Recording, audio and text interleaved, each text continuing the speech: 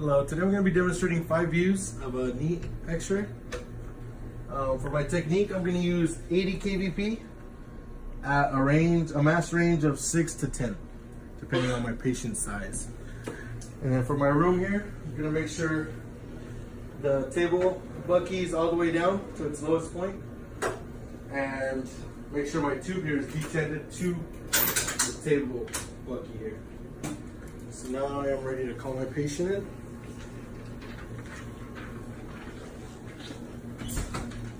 One? Yeah.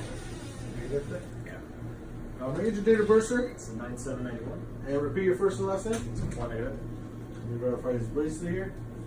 Yeah, let's see. Okay, if this was a female, I would ask for a possibility of pregnancy. And what brings you in today, Juan? It's knee pain. Knee pain? What knee is it? Right knee. Have you had any surgeries? No prosthesis? No. No? Okay. Alright, so we're going to take a couple x-rays of your knee today. Alright. So I'm going to have you lay on this table here. There you go, just like that. There you go. I'm gonna raise the table, okay, Juan? Alright. I'm gonna raise the table so I won't be bending over, saving my back here. So I'm gonna have an SID of 40 inches. About there. And for my knee, I'm gonna use a 3 to 5 degree angulation. Cephalic angulation, which is right about there. So now I'm gonna grab a plate. For this knee x-ray, I'm gonna be using, or for every knee x-ray, I'm gonna be using a 10 by 12 cassette here. I'll put it in portrait, which is lengthwise, just like that. I'm gonna make sure my tube here is aligned. Like that.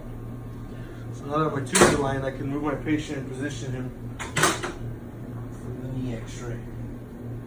I'm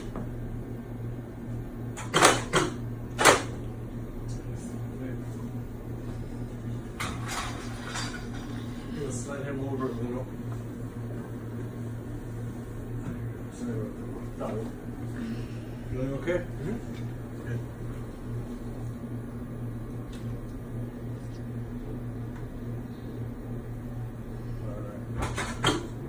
Your patient.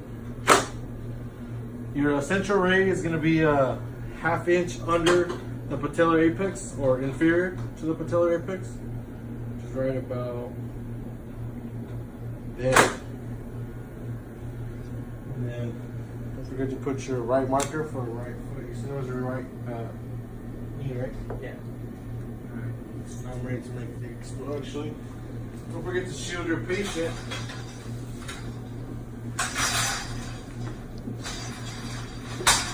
Lay this on you, okay? Yeah. There you go, just like that. Alright.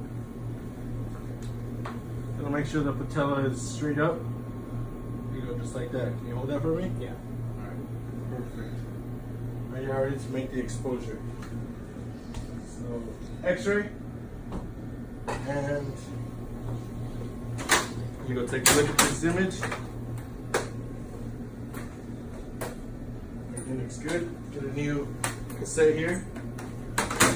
Now I have to do an oblique. Make sure your tube's aligned again. Now we're going to shoot an oblique with medial rotation. So you're going to rotate the whole leg, not just the ankle, the whole leg, 45 degrees. Just like that. Can you hold that for me? Yeah. To get your medial, or your oblique with the medial rotation. The CR is the same, a ½ inch inferior to the patellar apex.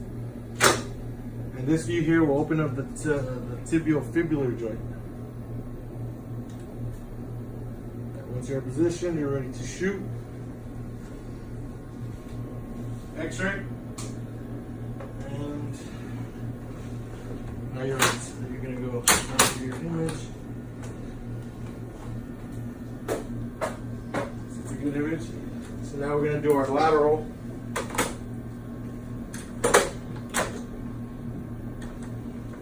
Make sure your tube's aligned. So now I'm gonna have you roll onto your affected side. So put your hip, you can have your hip down. There you go, and then cross your leg over. Put your leg over down here. There you go, just like that. I'm gonna have you put your leg straight out. There you go, extend it. And I'm gonna his leg just like that. Make sure your tube's still aligned. You can position your patient. So your central ray is going to be 1 inch distal to your epicondyles, which is right about there. Make sure your marker is on. Make sure to shield your patient. We're almost done. You're doing great. 1, 3. All right, and you are ready to shoot your lateral. So, X-ray, and we're going to take a look at this one now. Make sure it came out okay. And came out good. So now we're going to switch over to tabletop because we're going to shoot a intercondylar fossa view or a tunnel view. For my tunnel view, I'm going to use the Claire method. So I'm going to have you laid on the supine again. There you go, just like that.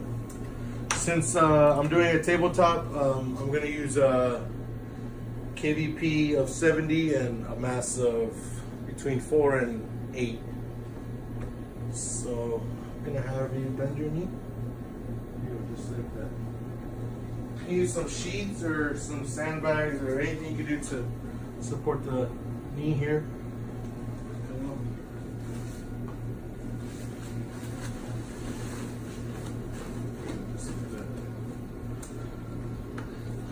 So you want to make sure you have a 60-degree angle here, from your femur to the tibia, or the tibia and the fibula line, or long axis.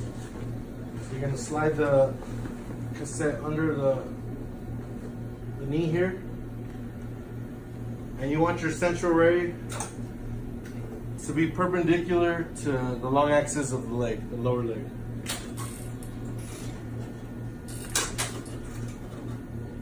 Your central ray remains the same, 1/2 inch under the patellar apex. Collimate accordingly.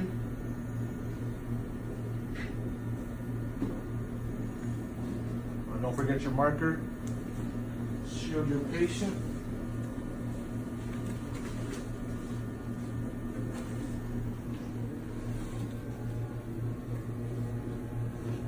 And you're ready to shoot your X-ray. So, X-ray. You're gonna take a look at this. We'll run your image.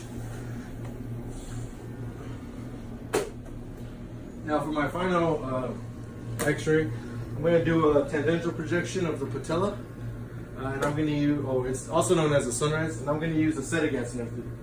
So I'm going to have my patient here help me out. And are you able to sit up, sir? Yeah. Yeah, okay. Anyway, you can keep the shield just like that. I'm going to have you bend your knee as much as you can. There you go, right there. That's fine. And then hold this, sit here, just like that. So you want to have your tube angled to get a perpendicular central ray on your cassette here. Right about there.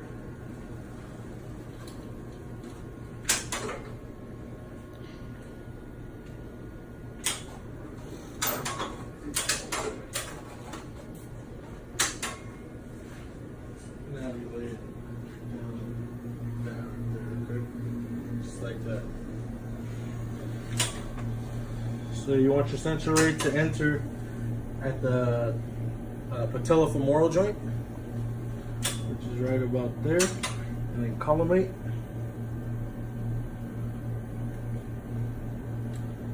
That's about right there. And don't forget your marker for the right knee, just like that. And you're ready to shoot your image. Okay, Hold still, sir. And X-ray. Alright. Boy. On this image and X-ray, it's okay. Alright. We're all done, sir. Alright. Go ahead and lower the table here.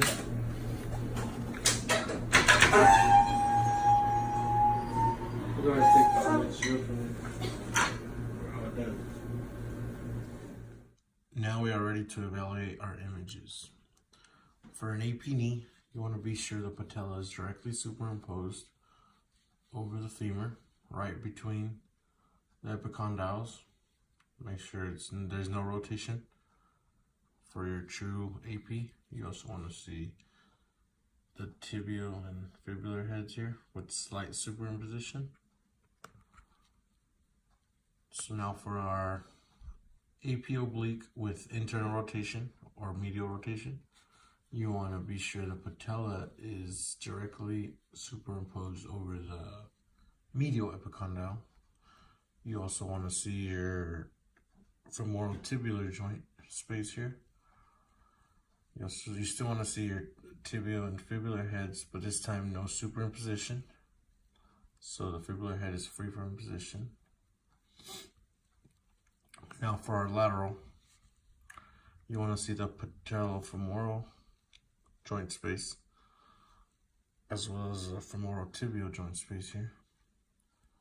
You also want your medial and lateral epicondyles of the femur to be directly superimposed. So now for our intercondylar fossa view, I use the Beclaire method, and you want to see the femoral tibial joint here. See your intercondylar fossa. So now for the tangential view here, also known as a sunrise, you want to see your patellofemoral joint space open here, so the patella is free of superimposition, as it is right here.